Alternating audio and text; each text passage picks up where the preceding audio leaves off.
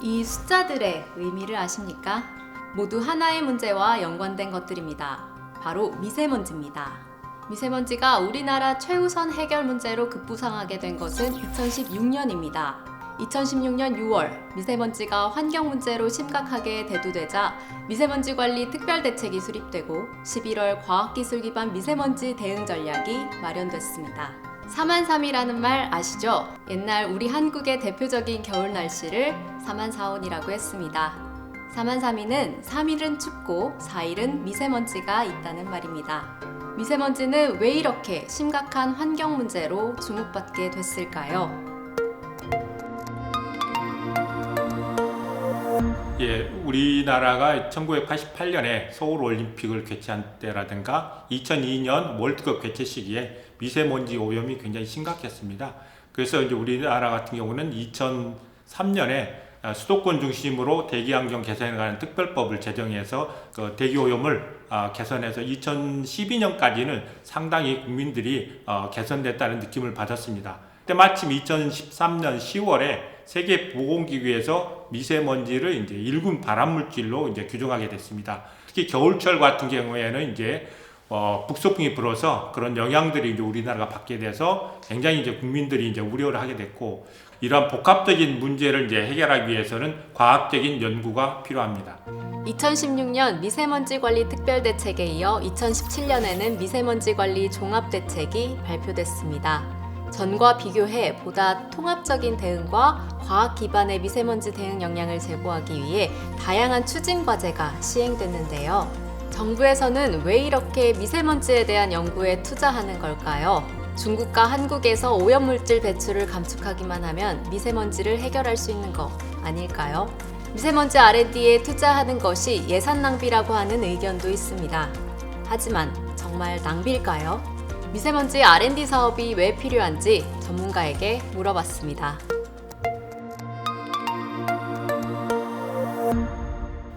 한번 예를 들어 볼게요. 우리가 아파서 병원에 가면은 진단을 받고 그다음 처방을 받죠. 그다음에 뭐 필요한 경우 수술도 하고요. 진단이 정확하게 나와야지만 우리가 처방을 정확하게 할 수가 있는 거죠. 이 코로나19 사태를 봐도 코로나 바이러스가 어떻게 생기고 어떻게 우리 몸 안에 들어오고 어떻게 전파되는지를 알아야지만 백신도 만들 수 있고 그다음에 치료약도 만들 수 있는 거거든요. 미세먼지도 마찬가지입니다. 미세먼지가 어떻게 생겨서 어떻게 이동하고 우리한테 어떤 영향을 주는지를 알아야지만 거기에 맞게 대책을 세울 수가 있고 필요한 경우에 저감을 할 수가 있는 거거든요. 그래서 미세먼지에 대해서 과학적인 생기고 이동하고 영향을 주는 것, 그다음에 우리가 어떻게 줄일 수 있는가를 연구하는 것은 꼭 필요한 일입니다. 미세먼지에 대한 연구개발 투자는 예산 낭비가 아니라고 생각합니다. 쉽게 생각해보죠. 미세먼지를 줄이려면 우리 배출을 줄이고 외부에서 영향을 줄이면 되겠죠. 근데 우리나라에서 배출을 줄이려면 어느 분야, 어느 지역에서 어떤 곳을 줄여야 되는지를 알아야 할 텐데 그걸 아는 것 자체가 연구개발이고요.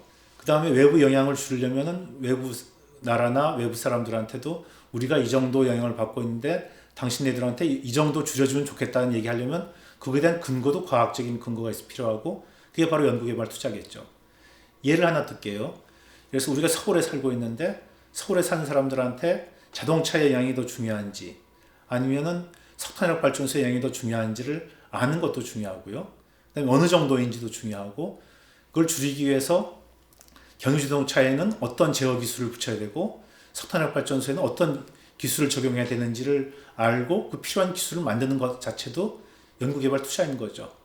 그런 투자를 하지 않고서는 미세먼지를 해결할 때 그 모든 나라의 모든 걸 줄일 수는 없지 않습니까? 코로나19를 다시 한번 예를 들게요. 우리가 코로나19가 났을 때 진단키트도 금방 개발하고 백신도 이제 생산할 수 있는 능력이 있는데 그것이 그냥 뭐 몇 개월에 된 게 아니거든요. 오랜 기간 동안 바이오 쪽에 투자를 해왔고 연구개발을 해왔기 때문에 그런 플랫폼이 생겼고 그걸 단시간에 응용할 수 있는 인력이 생긴 거거든요. 이런 의미에서 미세먼지 연구개발을 하는 거는 미세먼지 문제 해결을 하기 위한 가장 기본적인 가장 필요한 투자라고 생각합니다. 정부는 2019년 12월부터 2020년 3월까지 넉 달 동안 미세먼지 계절관리제를 시행했습니다. 그리고 이를 통해 초미세먼지 평균 농도가 2018년 대비 약 27% 정도 개선됐다고 발표했습니다. 국내 초미세먼지 배출량을 최대 약 22,000톤가량 감축한 것으로 추정되는 수치입니다. 다양한 방법으로 미세먼지를 저감하고 있는 것은 긍정적입니다. 그렇다면 대체 이 미세먼지는 어떻게 발생하는 걸까요? 네, 저희 대기에는 산소가 아주 많습니다. 근데 그 산소가 많은 게 인간한테는 매우 도움이 돼요.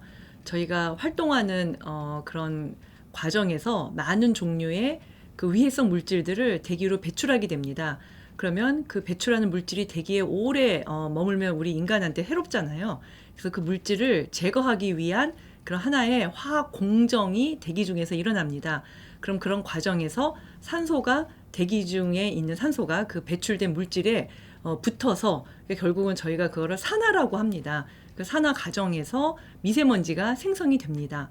미세먼지는 저희가 1차적으로 대기 중에 그 배출하는 그런 부분도 있지만 많은 부분이 그런 산소가 달라붙음으로 인해서 2차적으로 생성이 되고요. 결과적으로는 대기 중에서 지표나 아니면 뭐 바다 위로 제거가 됩니다.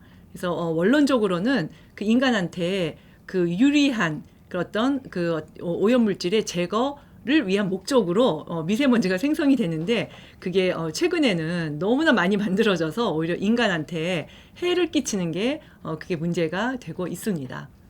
왜 R&D 투자를 계속하고 있는데도 속 시원한 결과가 나오지 않는 걸까요? 그 원인을 제대로 알아야 더 좋은 해결책이 나오지 않을까요?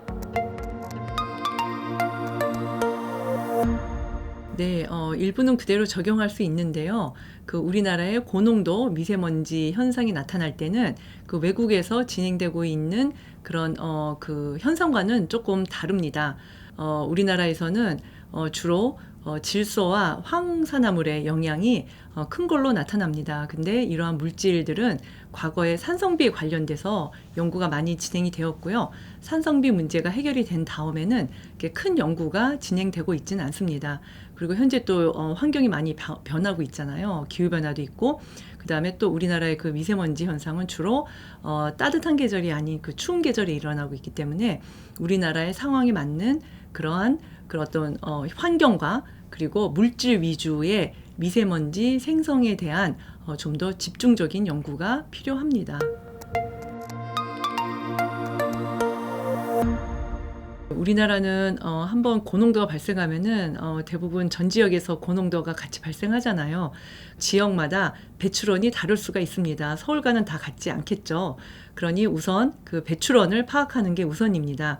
그리고 그 배출원에서 그 산출된 물질이 대기 중에서 어떻게 미세먼지를 만드는지 그 생성 과정을 또 파악을 해야지 됩니다. 그러면 그 배출원과 파악된 생성 기작을 기반으로 그 지역에 적절한 그런 저감 정책을 수립을 해야 합니다. 다양한 실내외 공간에 우리가 어디에서 얼마나 머무르는지 미세먼지에 노출되는지 조사하고 또 이러한 노출을 줄일 수 있는 방법을 연구해서 가이드라인을 정하게 됩니다. 그러나 개개인에게 적용하려면 또 모호한 부분이 있습니다. 연령별로 다르다든지 호흡기 질환을 가지고 있거나 또는 취약계층, 어린이나 노약자 그리고 요양원 같은 시설 또 학교도 여기에 포함됩니다.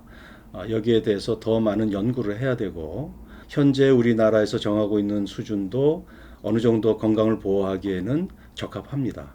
그러나 아직도 세계보건기구에서 제시하고 있는 목표치에 도달하려면 한 단계가 더 남아 있습니다. 그래서 앞으로 우리나라의 모든 오염 현상들을 더 개선하고 따라서 이러한 상황을 다 감안한 민감계층까지도 건강을 보호할 수 있는 그러한 높은 수준의 가이드라인으로 우리가 발전할 수 있도록 연구하고 노력해야 합니다. 2020년 3월 미세먼지 저감 및 관리에 관한 특별법 개정안이 국무회의에서 의결됐습니다. 2020년 12월 1일부터 2021년 3월 31일까지 산업, 생활, 수송 등 전 분야에 걸쳐 강화된 미세먼지 저감 정책이 실시됩니다. 우리나라의 미세먼지 문제를 해결하기 위해 정부는 미세먼지 R&D를 향후 5년간 노력하겠다고 발표했습니다. 우리는 앞으로 R&D를 통해 어떤 결과를 얻을 수 있을까요? 미세먼지 문제 대응을 위해서는 미세먼지에 대해 우선 알아야 하는데 우리는 아직 모르는 것이 너무 많습니다. 원인도 다양하고 방법에 따라 여러 가지 결과들이 도출되고 있는데 이를 측정하는 방법, 데이터 해석, 분석 기술, 예측 기술의 고도와 함께 이를 종합적으로 해석하는 연구가 필요합니다. 산업 활성화와 환경에 모두 기여할 수 있는 저감 기술도 더욱더 중요해지고 있고요. 2050 탄소 중립을 실현하기 위해서도 화석연료 사용을 줄여 미세먼지 저감에 기여할 수 있는 친환경적인 기술의 개발이 필요한 때입니다. 건강한 삶을 위해서는 여러분들, 우리 모두의 능동적인 노력이 필요하지요. 따라서 인프라 확충, 기초연구, 기술개발 등의 R&D뿐만 아니라 교육, 즉 R&D 결과물을 통해 국민들과 소통하려는 노력이 앞으로도 지속되어야 합니다.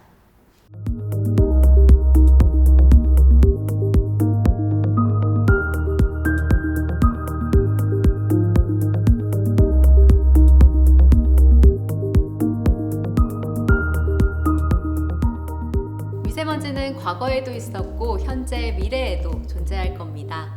미세먼지가 환경과 인간에게 미치는 영향을 제대로 파악할 수 있는 기술을 개발하고 악영향을 줄이기 위해 미세먼지 저감 방법을 모색해야 될 때입니다. 인류와 환경의 공존, 그 해답을 찾기 위한 중심에 미세먼지 R&D가 있습니다.